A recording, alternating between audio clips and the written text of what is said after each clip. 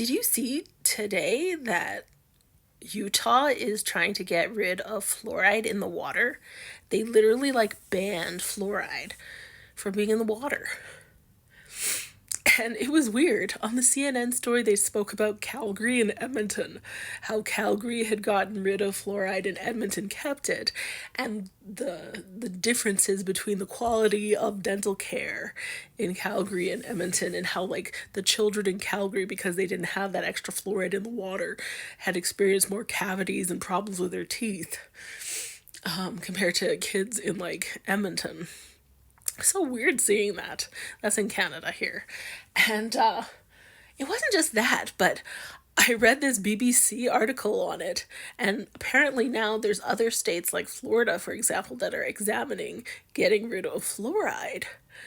And it just reminded me of this thing that I saw. I don't think it was Benefits Britain, but it was like a show on the BBC about parents who don't police their children's fizzy drinks and foods and candy and stuff, and how all these children under the age of 5 were losing all their teeth and having medical problems because they had bad oral health in their mouths. And it was just they were suffering, okay? Little kids with no teeth or anything. And then just they showed adults who eventually didn't brush their teeth and who were missing large bits of teeth, and they're all yellow and stuff. And I just remember that when I saw this, because it was just well, you can read for yourself what they say on the BBC article about Robert Kennedy and how he's encouraging these people to get rid of fluoride from the water. So this is what it says from the article. It talks about the ban that went into place today. And it kind of talks about how, the people who it's going to affect, the fact that it's going to affect poor people the most, and that the amount of fluoride that's in the water is not so such a high concentration of fluoride in the water that it's going to do anything to you. So in Calgary, they decided to reinstate the fluoridation of the water again. But I don't know, it just seems strange that they want to get rid of the fluoride when there are poor people that live there.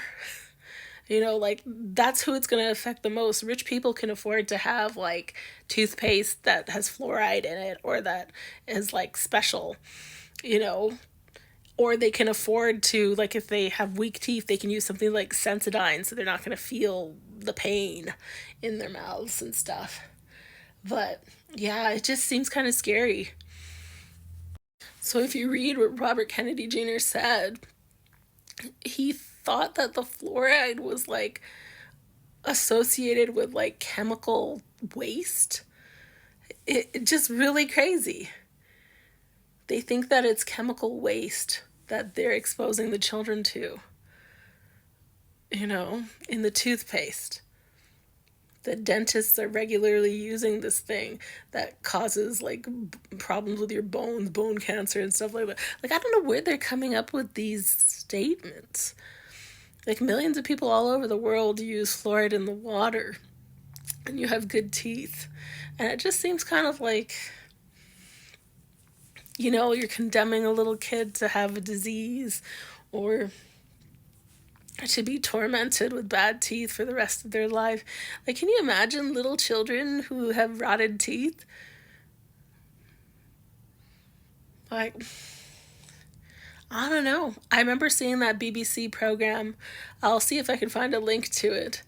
But to see how those little kids suffered having to go to the dentist and have a lot of their teeth pulled out of their mouths, and not be able to speak properly, trying to heal from having rotten teeth. And the adults who were social outcasts because they were afraid to open their mouths because their teeth were all really bad. And just I thought fluoride's something good to have in the water to protect your teeth. So yeah, what do you think about this? As you can see in this story, the American Dental Association sharply criticized Utah for its decision, saying that it shows wanton disregard for the oral health and well-being of their constituents.